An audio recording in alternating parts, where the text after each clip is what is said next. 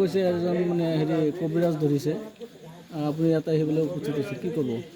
হয়, মই মানুহৰ পৰা শুনা পাইছোঁ যে ইয়াত মানুহ দুজনক আটক কৰিছে বুলি। তাৰপিছত মই মানে ইয়াত আহি গম পালোঁ যে তেখেতসকলে আজি 4-5 মাহ ধৰি বোলে এই গাঁৱৰ মানুহৰ লগত মানে প্ৰতাৰণা কৰি আছে।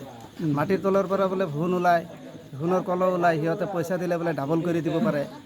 4 লাখ 5 লাখ টকা এনেকৈ বোলে মাৰি বোলে প্ৰায় 16 লাখ টকামান বোলে এটা চক্ৰ সিহঁতৰ পৰা মানুহৰ পৰা মানে হৰকাইছে। মানুহবিলাকে আজি ধৰিছে? হয়, তেখেতসকলক বোলে বহুদিনৰ পৰা বোলে বিচাৰি আছে, নাপায়। আজি বোলে শিঙিমাৰী বজাৰত পাই সিহঁতক আটক কৰিছে। আপুনি কোন হয়? মই গাঁও প্ৰধান। শিঙিমাৰী গাঁৱৰ। হয়, পূব শিঙিমাৰী। এতিয়া কি মানে আৰক্ষী আহিছে না?